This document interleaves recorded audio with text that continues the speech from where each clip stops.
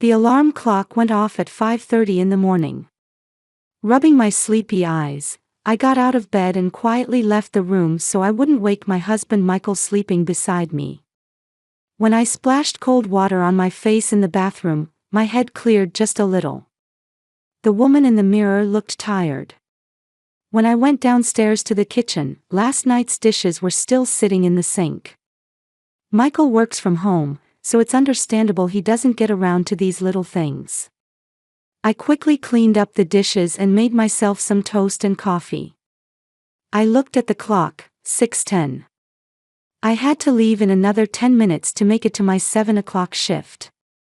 I went upstairs and quietly opened Liam's bedroom door. 6-year-old Liam was curled up in a little ball, sleeping soundly. I felt such love for him that I couldn't help but give his cheek a light kiss. Liam stirred a bit and opened his eyelids. "Good morning, Liam. Mama's going to work now." "Okay," Liam nodded slightly. "Mama, will you come home early today?" "I'm not sure. If the store gets busy, I might be late." Liam's face seemed to cloud over a bit. But he quickly returned to his usual smile and said, "Then I'll play with Daddy." I felt relieved and kissed Liam's cheek once more. When I returned to the living room, Michael was coming down the stairs. Still in his pajamas, yawning. "You're leaving already?" "Yes, I'm sorry. I didn't have time to make breakfast." "Don't worry about it." Michael took the milk out of the refrigerator. "I've got Liam covered, so go to work without worrying." "Thank you. You're really a lifesaver." "I'm grateful to my husband. I've heard that many men aren't cooperative with childcare, but Michael is different. While I'm at work, he takes good care of Liam. The school drop-offs and pick-ups, preparing dinner. By the time I get home, Liam is usually already asleep, but there's nothing to be done about that. I have to work to support us." "You've been spoiling Liam too much lately," Michael said suddenly.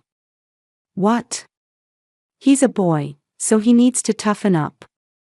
If you're too soft on him, he'll grow up weak." I felt a bit confused. I am gentle with Liam, but I don't think that's a bad thing. But maybe Michael has a point. There must be a father's perspective. I understand. I'll be more careful. Good. Michael didn't say anything more and drank his milk. I picked up my bag and headed for the front door. When I opened it, the still dim morning air brushed my cheek. "I'm off."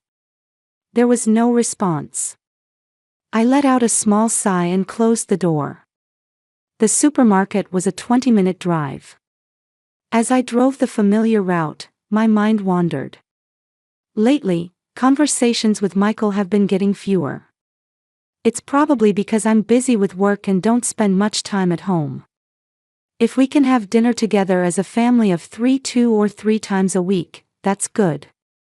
I don't have time to talk with Liam properly either. Last week, I got a call from his teacher at school. "Liam doesn't seem very energetic lately," she said. I was surprised and checked with Michael. He laughed and said, "He's fine at home. He's just tired from school." When I told the teacher that, she said, "Oh, I see. That's good then." I parked the car in the supermarket parking lot. I looked at the clock, 6:55. Perfect timing. I got out of the car and headed for the back entrance of the supermarket. My coworker Jennifer was already in the locker room. "Morning, Emma." "Morning. How's Liam doing?" "He's fine. My husband takes good care of him." "You've got a good husband." "Mine doesn't do anything." I smiled. "Really, I'm blessed. A good husband and a good son. With such a happy family, I have to work hard even when I'm tired." I changed into my uniform and headed for the register. That morning started like any other. I scanned item after item for customer after customer. The mechanical beep sounded rhythmically. Tuesday mornings are relatively quiet, but customers still come in a steady stream. That'll be $42.15. The customer held out a credit card, and I ran it through the terminal. Thank you, have a nice day. I repeated the same words over and over.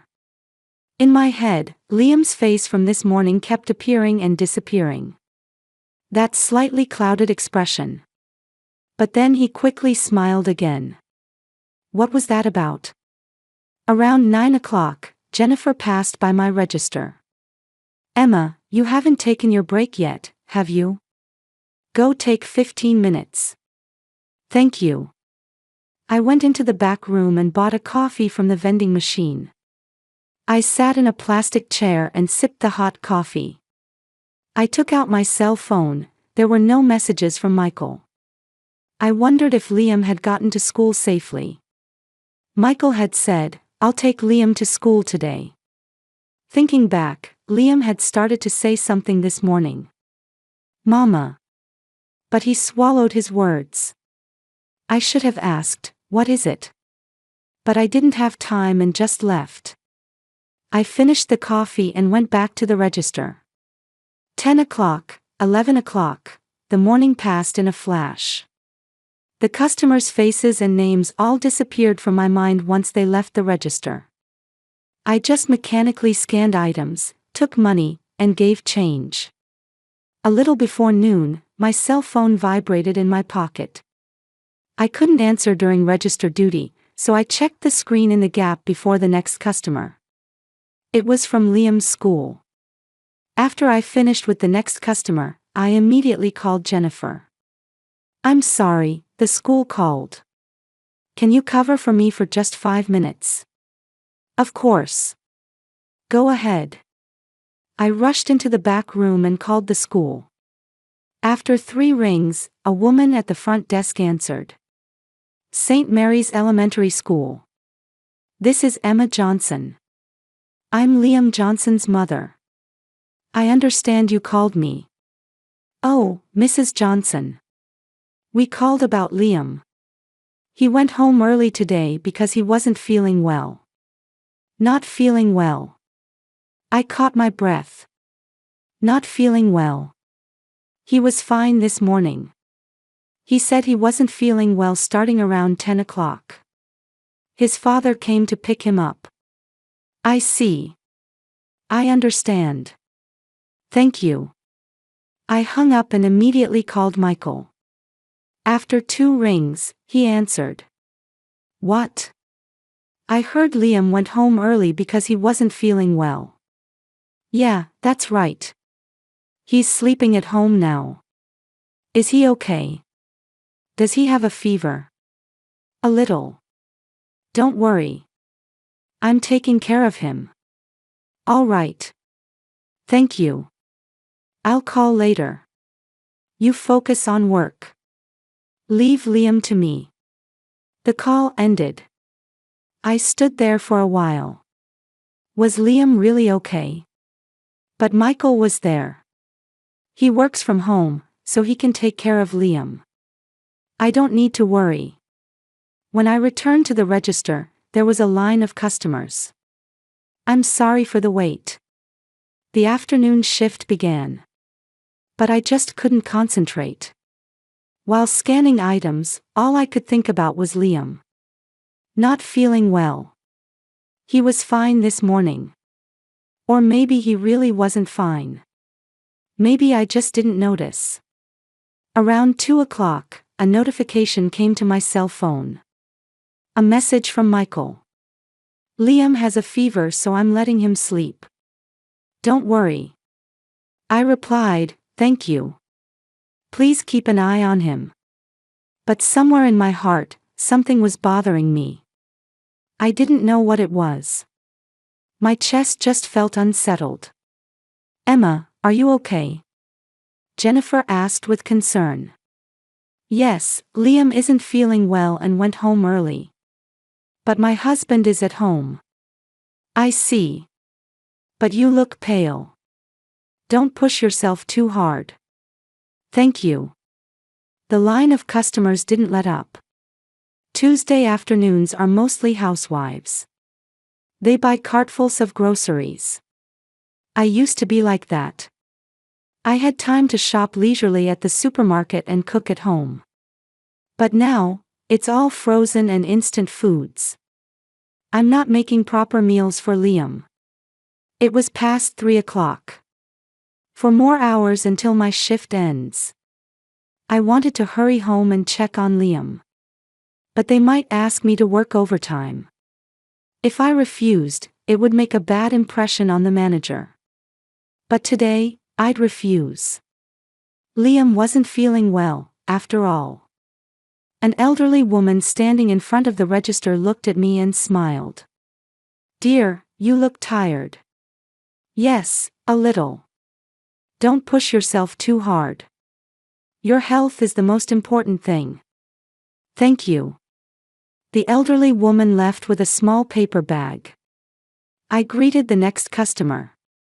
Only the mechanical sound echoed. The clock hands seemed to move slowly. I wondered how Liam was doing. Was he drinking enough water? Michael wasn't used to nursing someone, so I was worried. But I couldn't call. I was at work. At 6:30, my replacement shift finally arrived. I rushed into the locker room, took off my uniform, and changed into my regular clothes. I grabbed my bag and ran to the parking lot. I got in the car and started the engine right away. 20 minutes to home. I could get home earlier than usual. I could see Liam. That thought made me feel a bit better. But the uneasiness in my chest didn't go away. On the contrary, it was getting stronger. As I drove, I kept thinking about Liam's face this morning. That moment when he started to say, "Mama," but swallowed his words. I should have listened. Even if I didn't have time, I should have stopped and listened to what Liam wanted to say. I stopped at a light. The red glow hurt my eyes. I wanted to get home quickly. I wanted to hug Liam quickly. The light turned green, and I pressed the accelerator. The evening sky was dyed orange. Usually I'd think that color was beautiful, but today it somehow looked ominous. 10 more minutes to home.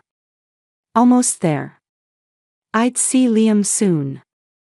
I gripped the steering wheel tighter.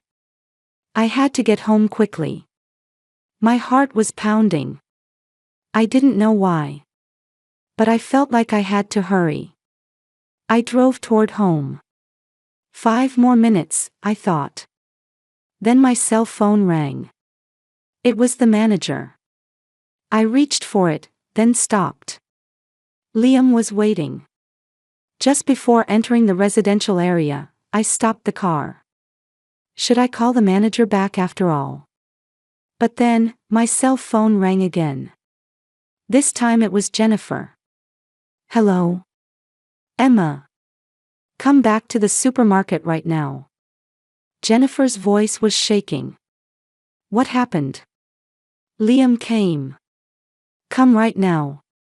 The call ended. I was confused. Liam at the supermarket. He was supposed to be sleeping at home. What was Michael doing? I quickly turned the car around and went back the way I came. I pulled into the supermarket parking lot and rushed into the store through the back entrance. I went through the employee corridor and out to the sales floor, where a strange scene met my eyes. Customers were gathered near the entrance. Everyone was holding their breath, staring at something. Jennifer saw me and shouted, "Emma! Over here!" I pushed through the crowd to the front, and there was a small figure. Liam. But it wasn't the Liam I knew. His white t-shirt was stained bright red, and his jeans were spattered with blood. He was barefoot. The soles of his little feet were dirty with blood too. His face, his hair, both hands, everything was covered in blood. "Liam! I screamed and ran to Liam. Liam saw me and collapsed to the floor as if his legs had given out. Mama. His voice was so weak. I picked Liam up. Blood soaked into my clothes. It was warm and had a raw feeling. Liam. What happened? This blood. Are you hurt somewhere?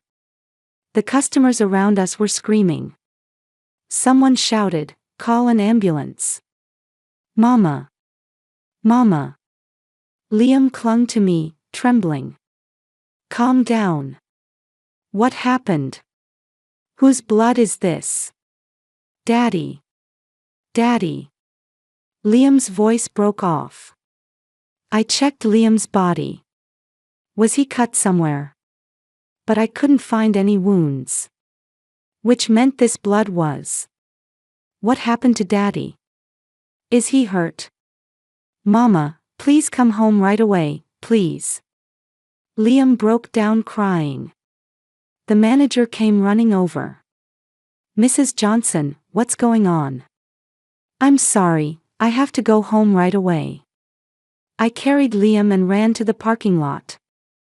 I tried to put Liam in the back seat of the car, but he clung to my arms and wouldn't let go.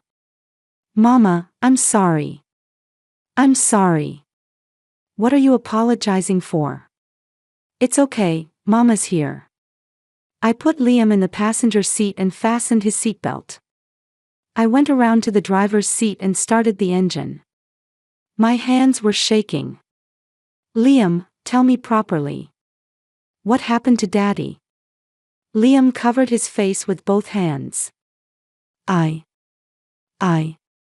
What? I can't hear you. Daddy. Liam's voice was trembling. I grabbed his shoulder. Calm down. Take your time. I'm sorry. I'm sorry. Mama. Liam. I spoke in a firm tone. Liam looked up. His face was a mess of tears and blood. I stabbed Daddy. Time stopped. Liam's words echoed in my ears over and over. I stabbed Daddy. Daddy. Stabbed. What are you saying? My voice cracked. I'm sorry. I'm sorry. Liam broke down crying again. I couldn't say anything. My mind went blank and I couldn't think of anything. I just pressed the accelerator and headed home. When I entered the residential area, I immediately noticed something was wrong. In the distance, I could see red and blue lights. Police cars. Several of them. In front of my house. The street was so full of vehicles there was nowhere to park. Police cars, ambulances, cars of onlookers. I stopped on the shoulder and ran carrying Liam. A police officer stood in front of me. This is my house. What happened? Please calm down. Your husband was stabbed and taken by ambulance. My head spun. Stabbed. Michael. By who? That's. The officer looked at Liam in my arms. Blood covered Liam. Then he looked into my eyes. Your son, isn't it? No. I screamed. No. Liam wouldn't do something like that. Ma'am, first let's go inside the house. Urged by the officer, I entered the house still carrying Liam. The moment I opened the front door, I smelled iron. The smell of blood. When I entered the living room, blood was spread all over the floor. On the sofa, on the carpet, on the walls. Red, everywhere red. I collapsed from my knees. Still holding Liam, I sank to the floor. Is this real? Another officer approached. Can we hear your son's story? I looked at Liam's face. He had his eyes closed and was trembling slightly. Mama. I stabbed Daddy. Why? I couldn't speak. My throat was tight and I couldn't breathe. Daddy. Daddy was. Liam's words broke off. The officer said to me, "Ma'am, please look at your son's body."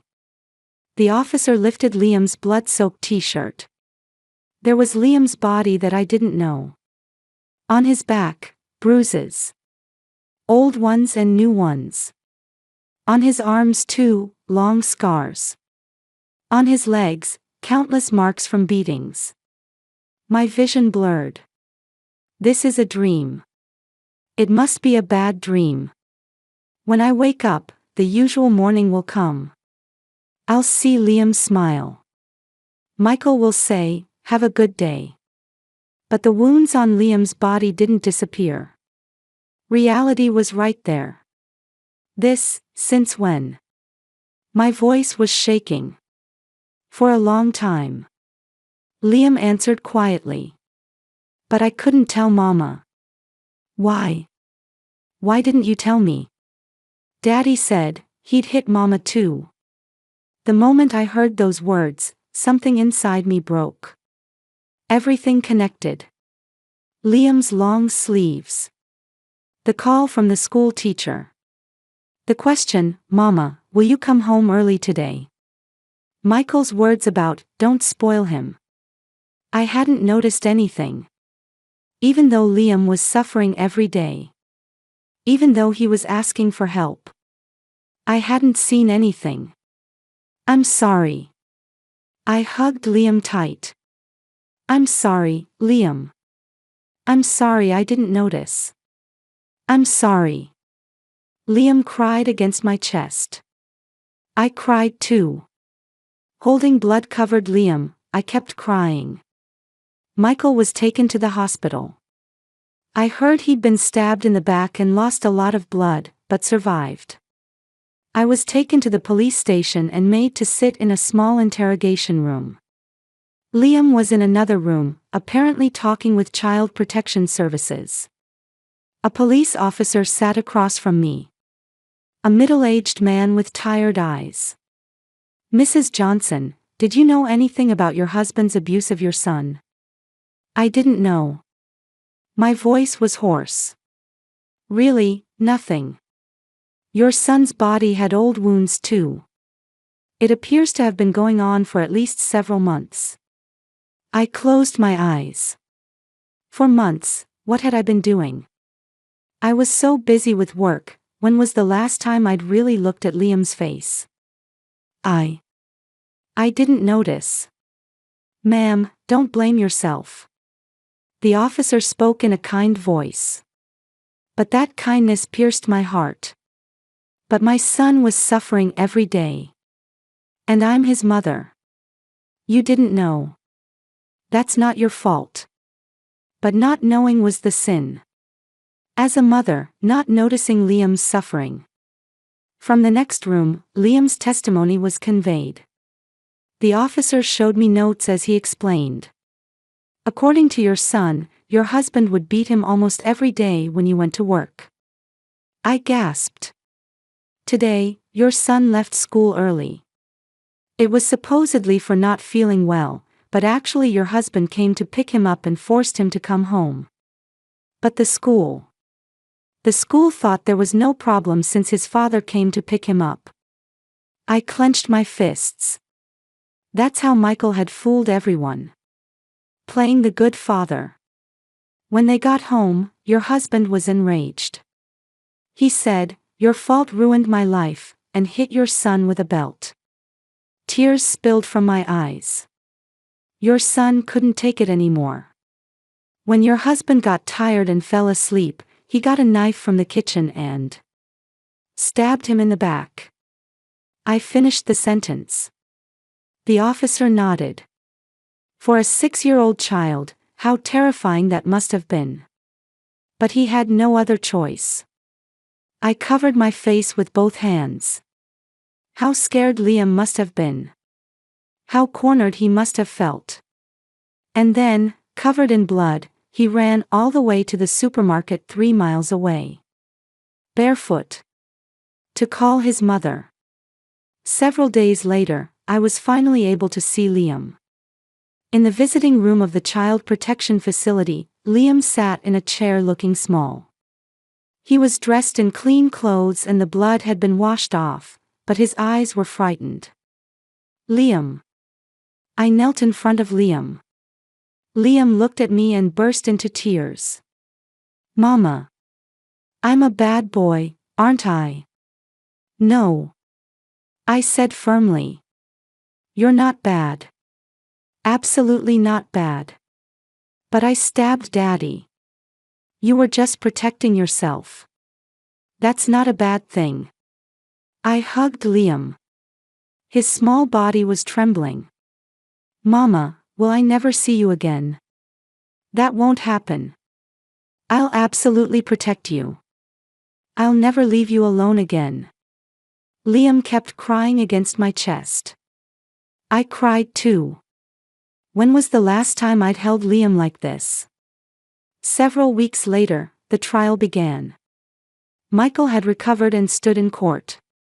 He sat in a wheelchair and testified as a victim. My son suddenly attacked me for no reason. Michael's voice was weak. It was an act. I could tell. I did nothing wrong. I was just loving my son. The prosecutor stood up. Mr. Johnson, then how do you explain the countless wounds on your child's body? That was, he fell, or got hurt playing. According to the doctor's diagnosis, those were determined to be from beatings and abuse. Michael fell silent. Witness after witness was called. A female neighbor took the stand. I heard a child crying many times. The woman said in a trembling voice. But the mother was always away at work, and when I asked the father, he just said it was discipline. I looked down. The neighbor had noticed. And yet I alone knew nothing. Liam's school teacher also testified. Liam came to the nurse's office many times. When I got worried about bruises on his body and asked him, he'd just say, I fell. I suggested a home visit, but the father strongly refused. All the evidence pointed to Michael's guilt. In the closing arguments, the prosecutor said, while the defendant's wife was away at work, the defendant routinely abused a 6-year-old child. The child stayed silent to protect his mother, and the defendant continued to deceive those around him. Then, cornered, the child had no choice but to stab the defendant to protect his own life. On the day of sentencing, the judge looked at Michael with a stern expression. I sentenced the defendant, Michael Johnson, to 8 years in prison for child abuse. The courtroom buzzed. Michael tried to stand up and was restrained by the officer. Also, regarding Liam Johnson, this is recognized as self-defense, and no criminal responsibility will be pursued. I let out a deep breath. Liam wouldn't be charged with a crime. Custody is granted to the mother, Emma Johnson. After release, the defendant will be subject to a restraining order. The trial was over. I left the courtroom and sat on a bench in the hallway. It was all over. But deep in my chest, a profound sense of guilt remained. I hadn't protected Liam. As a mother, I couldn't do the most important thing. I was absorbed in work and wasn't watching my family. I'd missed all of Liam's little signs. Still, from now on, I have to protect Liam. I'll never leave him alone again. I'll never turn a blind eye again. I stood up and headed to the facility where Liam was waiting. 3 months had passed since the verdict. Liam and I started living in a small apartment. I sold the old house and reset everything. A new town, a new life. I reduced my supermarket job to 4 days a week. My income decreased, but time with Liam was more important. Liam goes to counseling twice a week. At first, he had nightmares and would cry out in the middle of the night. Every night, I slept next to Liam. One morning, Liam woke up with a smile. "Mama, I didn't have a bad dream today." How happy those words made me. I hugged Liam. Little by little, Liam is recovering. Letters came from Michael many times. I tore them all up without opening them. Requests for visits also came, but I rejected them all. According to my lawyer, he continues to insist on his innocence even in prison. My son framed me. My wife is lying. He shows no remorse. Probably never will. That's fine. He's no longer part of our lives. On the weekend, I took Liam to the park. On a peaceful autumn afternoon, gentle sunlight was streaming down. Liam was on the swing, pumping happily. "Mama, look. I can swing really high." "That's great. But be careful." Liam laughed. A real smile. Not acting, a smile from the heart. Getting off the swing, Liam sat on the bench next to me.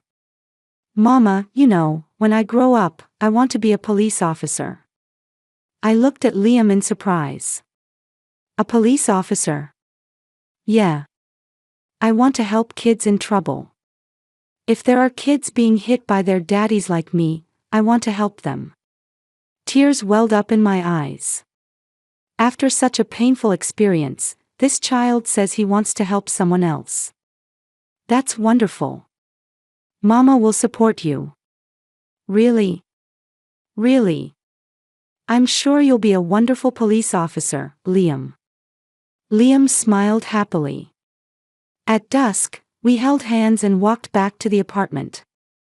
It's a small apartment, but it's safe here. A place where Liam doesn't have to be afraid. While making dinner, I was thinking. I hadn't protected my family. I wasn't a good wife or a good mother. I was so absorbed in work that I didn't notice Liam's suffering. But now I understand. A real family isn't about blood ties or formalities. It's about protecting and trusting each other. I thought I'd built a family with Michael, but that was fake. A broken family held together by violence and fear. Now, in this small apartment, dining with just Liam and me, this is a real family. "Mama, tonight's dinner is delicious," Liam said with a smile. "I'm glad. I'll make it again." "Mama, you know." Liam put down his chopsticks and looked at me. "I love you, Mama." I smiled, holding back tears. "I love you too. I'll always protect you." Liam nodded and continued eating. Outside the window, the sun was setting. Tomorrow, another new day will come. I can't change the past. But I can change the future. Liam and I will continue to protect each other from now on. Because that's our family. A real family means not repeating mistakes and continuing to protect each other. I finally understand what that means.